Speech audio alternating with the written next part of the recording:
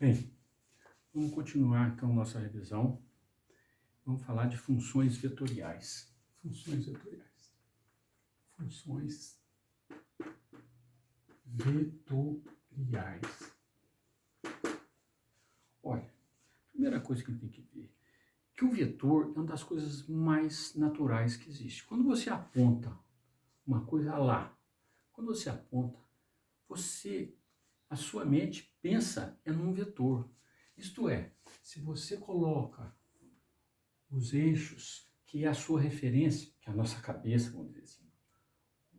Quando você aponta uma coisa, você tem um vetor, é a pontinha do vetor. Então esse daqui, o vetor, ele está no ponto x, y, z. E você escreve isso como o vetor xi mais yj mais zk. O i, j, k são os vetores unitários. Se aqui é o eixo dos y, aqui é o j, aqui é o i e aqui é o k. Então você tem x unidades no i, y unidades no j e z unidades no k. E dá esse vetor aqui. Você deixa cair no chão, faz isso, isto. Se você subir isso aqui paralelo, aqui está o z, aqui está o y e aqui está o x. Esse aqui é o eixo x, esse aqui é o eixo o y. Então esse é o vetor. Então o vetor tem essa característica x, y, z. Certo? O que nós essencialmente estudamos aqui? Pensa que esse vetor está se movendo. Pensa que esse vetor está se movendo. Eu usei a linguagem na aula, um mosquitinho voando. Então, esse vetor está se movendo. Se esse vetor está se movendo, o x muda, o y muda, o z muda. Então, esse r aqui, que era a posição do vetor, ele também muda. Então, todo mundo passa a ser uma função de quem? Podemos raciocinar como uma função do tempo, porque é o natural do problema físico. Então, quando o tempo passa, o mosquitinho muda e a sua função passa a ser uma função do tempo. Então, o seu x passa a ser o x de t e o seu y passa a ser um y de j, mas o seu z passa a ser de k. Então, esta é uma função vetorial. Ela tem uma variável de entrada, que é o tempo, e 3 variáveis de saída, que são as posições do corpo, as coordenadas do corpo. Então, você tem uma que a gente chama de função vetorial. E foi isso que a gente estudou, ok? Então, isso está no nosso livro de cálculo, certo? No capítulo, no caso, capítulo 13, funções vetoriais, onde ele dá vários desses desenhos aqui. São as funções vetoriais, ok? As funções vetoriais. Muito bem. Nós estudamos essencialmente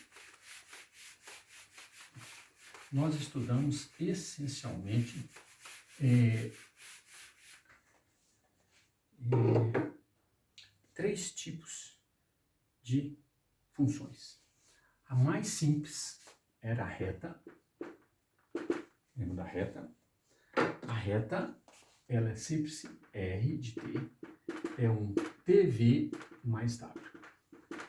Quem que é o V? O V é o vetor diretor da reta. Significa que essa reta vai ser um esticamento do V. Mas você soma com o W. Então você tem um W aqui. Então você vai nessa direção, mas você tem que passar na ponta do W. Aqui está o R de t. Então esta reta, ela tem esse vetor diretor e passa quando o tempo é zero na ponta do W. Isso daqui é uma reta. Se você fizer isso em coordenadas t, o W, o V, é V1i mais V2j mais V3k, mais o W, que é um W1i mais W2j mais W3k. Se você multiplicar e somar, você vai ser TV1 mais W1i mais TV2 mais W2J mais TV3 mais W3K. Esta é a equação geral de retas no R3. Então, toda vez que você tiver T vezes um número mais outro número, T vezes um número mais outro número, T vezes um número mais outro número, isto é uma reta. E você sabe que quem multiplica o T é o vetor diretor. E quando T é zero, é aonde passa aqui, ó. Esse pontinho aqui, W, é o R de zero. Só você fazer o tempo zero aqui. Se o tempo zero aqui fica no W. Então, a reta. Como o vetor diretor está apontando para lá, a gente costuma desenhar assim. Significa que o mosquitinho está voando aqui. Então, nós estudamos as retas. Ok? Isso foi as retas. Depois, a gente foi para uma curva no R2. A gente estudou as curvas RT é igual, por exemplo, cosseno TI mais seno TJ. Estudamos essas setas aqui. Isso aqui está no R2, não tem K. Então ela está no plano do quadro, certo? No chão ou no plano do quadro, não tem Z. Cosseno T. Que curva que é esta? A coisa, para entender o que é essa curva, você tem que olhar quanto que é o R, a norma do R de T. Qual que é a distância do mosquitinho na origem? Qual que é a distância? Você precisa disso aqui. A distância de um vetor, o tamanho de um vetor, é a raiz quadrada do quadrado desse mais o quadrado desse. Mais cosseno ao quadrado mais seno ao quadrado do mesmo ângulo T dá 1. Portanto, isso é a raiz de 1, que é 1. Portanto, o tamanho desse vetor é sempre 1. Significa que esse vetor está sempre em cima de um círculo de raio 1. Esse vetor está sempre em cima de um círculo de raio 1. Certo? Portanto, esta curva, a trajetória do mosquitinho, é um círculo de raio 1. Sempre.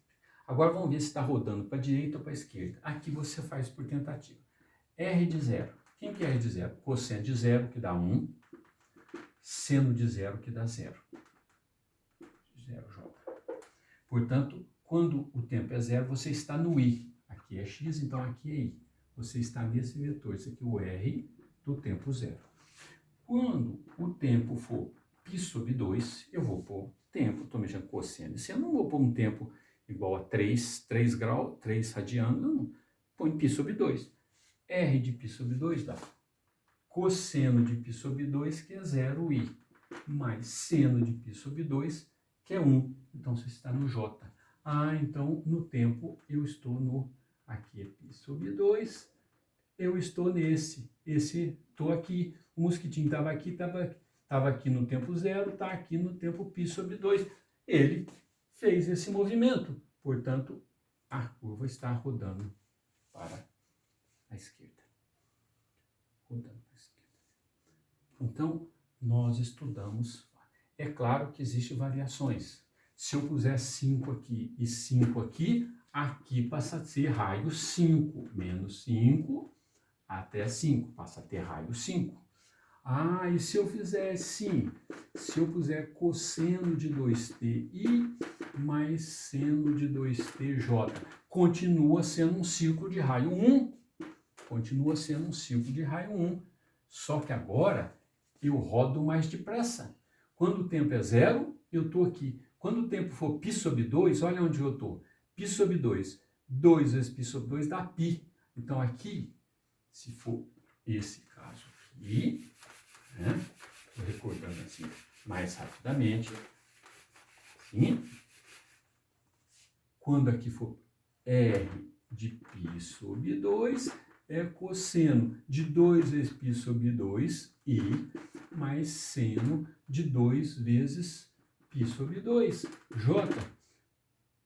2 corta, cosseno de π dá menos 1, menos I, seno de π dá 0, mais 0J. Eu estou aqui. Então, nesse caso, Eu estou aqui, R de π sobre... O que aconteceu? Nada. Aconteceu simplesmente que o mosquito está voando mais depressa. Ele gastou π sobre 2 tempo para chegar aqui, mas se ele estiver voando com essa velocidade, em π sobre 2 ele chega aqui. Aumentou a velocidade do movimento. Se você pensar que isso aqui é posição, aumentou a velocidade. Então, tem que saber fazer essas pequenas variações, porque esse tipo de problema, o livro, evidentemente, trabalha com funções mais complicadas, mas se entender essas funções aí, dá para entender as outras, né? Então, por isso que eu me concentrei nessas funções. Eu me concentrei nelas porque se você entender bem essas funções, você consegue fazer as curvas muito mais complicadas que o livro coloca. E, finalmente, quando você tem uma função de uma variável, por exemplo, y é igual a x ao quadrado. Isso aqui é uma parábola. Geometria analítica, tal, não tem vetor, você não precisa trabalhar com vetor aqui. Mas se você quiser trabalhar com vetor, o que você faz? Ora, o ponto aqui é x, y igual a x2. Você tem que escrever isso como um vetor. Então, se você usar x, vai misturar posição com tempo. Então, o que a gente faz? Você usa a variável tempo, agora você iguala o x com t. Ti mais T2J. Quer dizer, o x virou t. Fica mais dentro do contexto de física. Então, eu gosto dessa parametrização.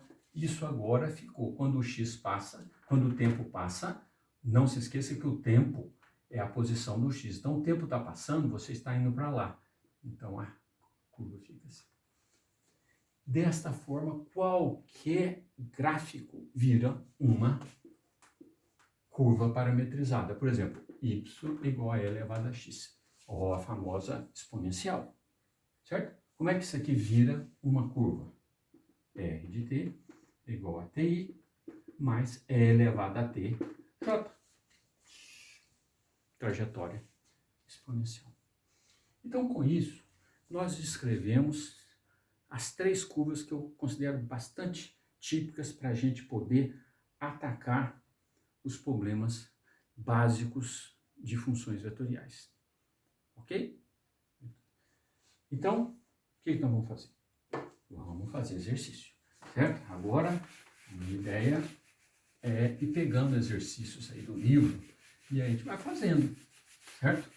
Então, é claro que já existem as minhas listas antigas, vocês têm que voltar lá, é revisão, você tem que voltar lá, assistir os vídeos teóricos, tem lista de exercícios, fora aquelas listas, nós vamos fazer essa. Agora, essas aqui não vou fazer muito da minha cabeça, eu vou fazer do livro.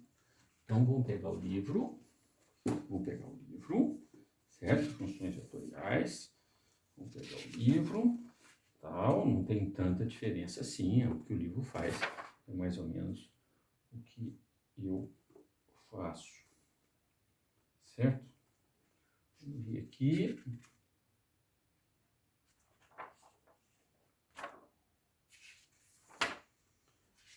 Vamos parar aqui, procurar um exercício. Vamos antes de entrar na derivada. Espera aqui.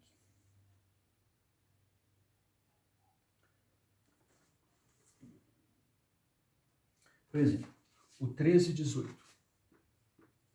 13,18. Está na página 864. Nós temos um problema porque tem várias edições desse livro. Eu tenho essa daqui. Eu tenho a 8ª edição. Então, de uma edição para outra muda um pouquinho, mas eu acho que as numerações não mudam dos exercícios, né? Ele fala assim, vamos pegar o 13, certo? O exercício 13, está no item 13,18, exercício 13. Descreva a seguinte função vetorial. R de t é igual a 3 menos 2ti mais 5tj. Bom. Então, como é que eu descrevo isso? Ah, então vamos pensar na nossa imagem aqui, bobinha. O mosquitinho está andando como? Olha, toda vez que você vê nas duas coordenadas uma função linear, 3 menos 2t, 5t, é uma reta. É uma reta.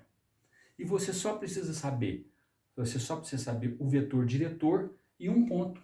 Então, isso aqui é uma reta. Vem aqui, vem aqui. Quando o tempo é zero, você está onde? R de zero é 3i mais 0j. Quando o tempo for zero, aqui dá zero, aqui dá 3. Então, você está aqui no 3i. Você está nessa pontinha aqui, certo? Aqui é o ponto 3, 0. Você está aqui, isso aqui é o ponto R de zero. Certo? Muito bem. Então, já sei onde eu estou no tempo zero. Agora, se você olhar os termos, se você escrever como a gente escreveu, R de t é menos 2ti mais 5tj mais 3i. Mais 3i. Ok. Agora vamos pôr o t em evidência. R de t é t que multiplica menos 2i mais 5j mais 3i mais 0j. Muito bem. Quando o tempo é zero, você está no 3i. A gente já sabia isso. Está no 3i aqui. Quando o tempo é zero, você está no 3i. Nós escrevemos aqui t é v mais w. Então, quem que é o w? Esse daqui. Quem que é o v? É menos 2i mais 5j. Então, se você vier menos 2, então um pouquinho, menos 2. 5j, 5 para cima. 5. Esse é o vetor v, que é esse vetorzinho aqui. Então, esse é o vetor diretor da reta. E a reta passa nessa ponta. Portanto, como que é a trajetória do mosquitinho? Quando o tempo é zero, está aqui, e ele segue o vetor diretor.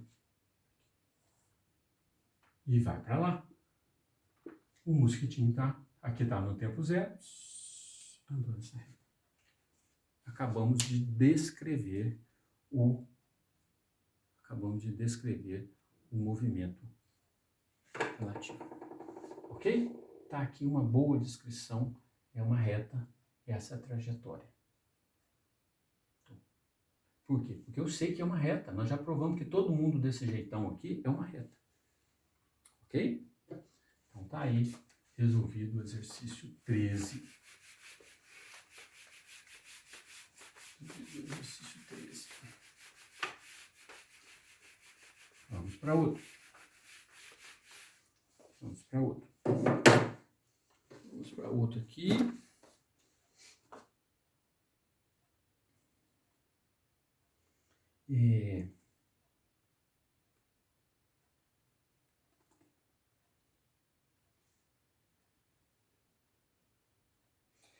Vamos fazer o 19b.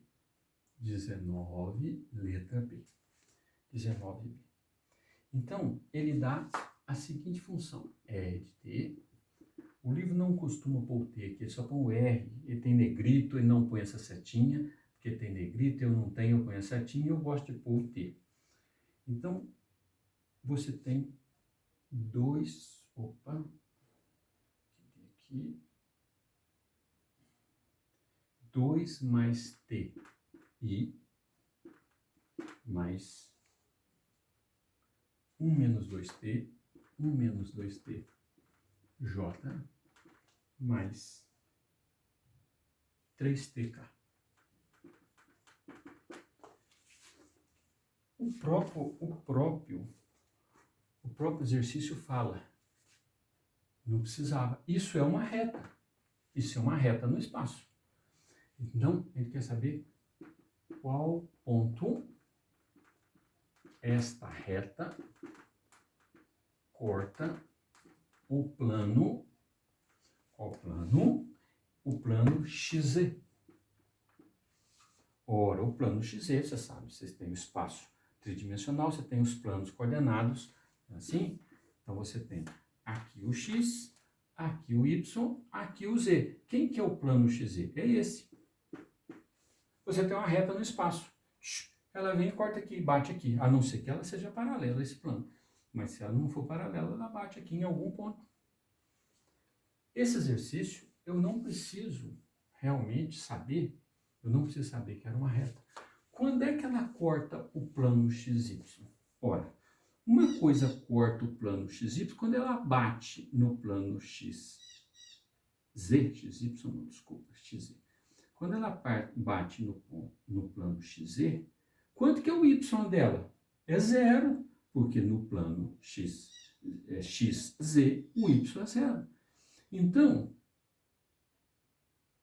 essa função aqui tem que ser zero. Toda vez que aqui for zero, ela está batendo nesse plano. Então, 1 menos 2t tem que ser zero. Portanto, o t tem que ser meio. O t tem que ser meio. Então, no tempo meio, ela bate nesse plano. Agora, onde que ela bate? Ela bate quando o tempo for meio. Quando o tempo for meio, dá 2 mais meio i. Aqui dá 0, 0j, mais 3 vezes meio k. Ela bate nesse ponto. Isso? 5 meios de i mais 3 meios de k. Ela bate nesse pontinho aqui que você pode achar, né? Esse ponto aqui. Então, o exercício é bastante simples. Certo? Ok? Ok. Bom, aqui um outro um pouquinho mais difícil.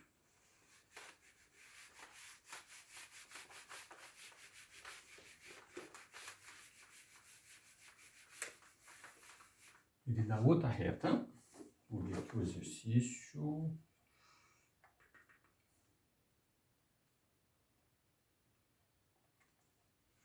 Aqui. Esse aqui é outra reta. Outra reta. É o exercício. É o 20B. 20B. 20, letra B. Eu dou a seguinte reta. TI.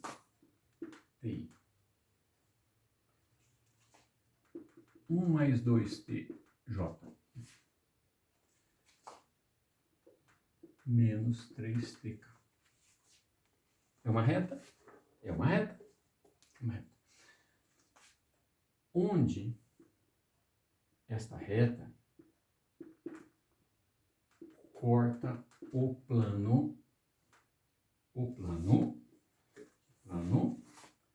3x menos y menos z igual a 2. Opa! Isso aqui é a equação de um plano. Se você passar para lá, passa o z para lá, é 3x menos y menos 2. Lembram? Toda a coisa da forma ax mais by mais c é um plano. Nós vimos isso quando nós vamos rever também com gráfico de funções de duas variáveis. Esse aqui é o gráfico de função de duas variáveis mais simples que existe. É fundamental entender. E isso é a equação geral de um plano. Então, isso aqui é um plano. Então, esse plano, só que esse plano está no espaço. Eu não sei bem onde ele está. Sei lá. Vamos supor que esse plano esteja assim, desenhado assim. Difícil desenhar plano, certo? Ele cortou aqui, depois passou lá para trás. Então, vamos supor que seja esse plano. E eu tenho essa reta. Isso aqui é uma reta que está no espaço. A reta que está no espaço. Então, você tem uma reta. A reta vem e bate aqui. Você fura o plano. Onde que ela fura o plano? Em qual ponto? Ora, quando ela fura o plano, 3x menos y menos z tem que dar 2, que são todos os pontos que estão em cima do plano satisfazem essa igualdade. Qualquer plano em cima, qualquer ponto em cima do plano satisfaz isso daqui. 3x menos y menos z tem que dar 2. Qualquer um. Então, quando a reta vem e fura o plano, o 3x menos y menos z tem que dar 2 no ponto que ela fura. Mas quem que é o x da reta? É t. Então, aqui é 3t. Essa reta, todo o x dela é t. Menos o y dela. Mas quem que é o y dessa reta? É 1 mais 2t. Menos o z dessa reta. Mas quem que é o z dessa reta? É menos 3t. Isso tem que dar quanto? Tem que dar 2 para o tempo em que fura. Então, o t que satisfaz essa equação aqui é o tempo que vai fazer a reta furar o plano. Então, aqui fica como? Fica menos 3t com 3t com menos 2t dá 1t. 1t aqui dá mais, dá 4t, não é isso? 4t. Aqui dá menos 1, dá menos 1, menos 1 passa para lá, fica mais 1, dá 3, não é? Então, aqui dá t é igual a 3 quartos. Quando t for 3 quartos. Pronto. Quando t... e qual ponto que é? É o R de 3 quartos. Então, se eu não errei a conta aqui, não deve ter errado. 1, mas no 4 tá certo, aqui ficou negativo, passa para lá, tá certo. Então, é o R de 3 quartos. Então, em que ponto que parte? No ponto 3 quartos de I mais 1 mais 2 vezes 3 quartos de J, menos 3 vezes 3 quartos de T, de K.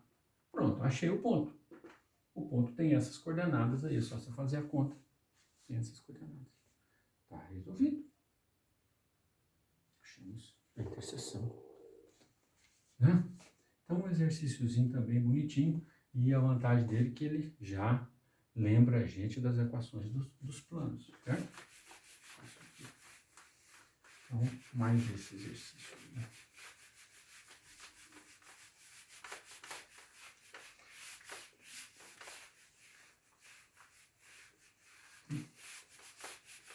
Ok. Vamos ver. Vamos ver se tem...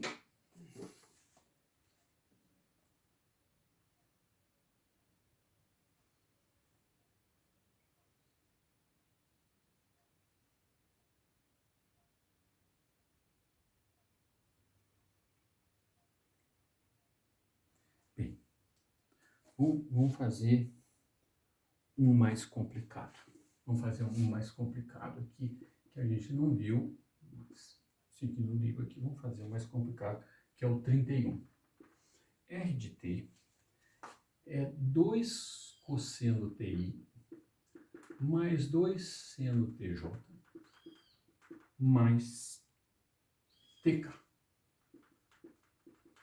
Bom. Como será esse gráfico? É claro que fazer gráfico, fazer trajetória, você precisa de um computador em geral, a não ser que seja coisa simples que você já tenha mais ou menos a teoria. Observe o seguinte, se não tivesse o termo TK, isso aqui era um círculo. Se não tivesse esse termo, era um círculo. Vocês concordam? Porque a gente já viu isso, acabou de ver. YX, né? Era um círculo.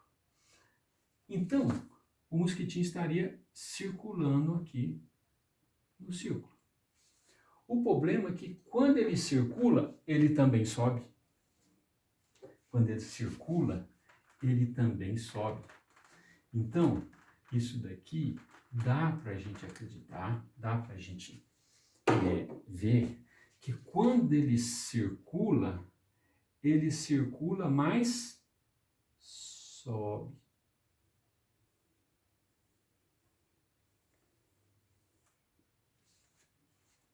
Você está rodando, mas está subindo. O raio é o mesmo, então é como se você estivesse subindo em um cilindro, certo? Né?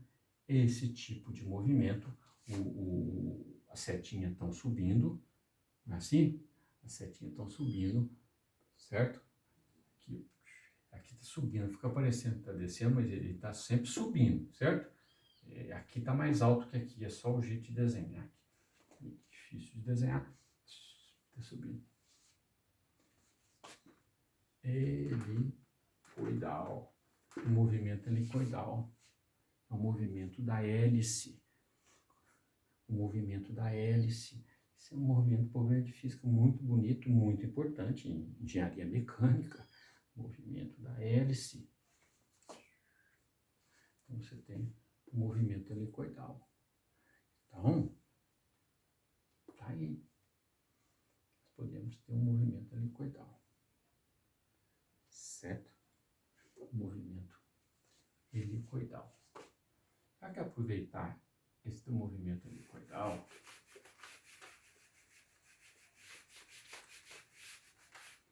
vamos pensar no seguinte problema. Esse, não sei se está no livro, não. T cosseno de TI mais T seno de T. Olha aqui. Você pôs um T aqui. Se não tivesse o T, se aqui fosse 1, o movimento seria um círculo de raio 1. Mas o problema é que agora tem um T. Observe que aqui continua rodando o cosseno de T e o seno de T. Só que à medida que roda, aumenta o raio. Então, não é uma coisa assim tão simples de ver esse caso.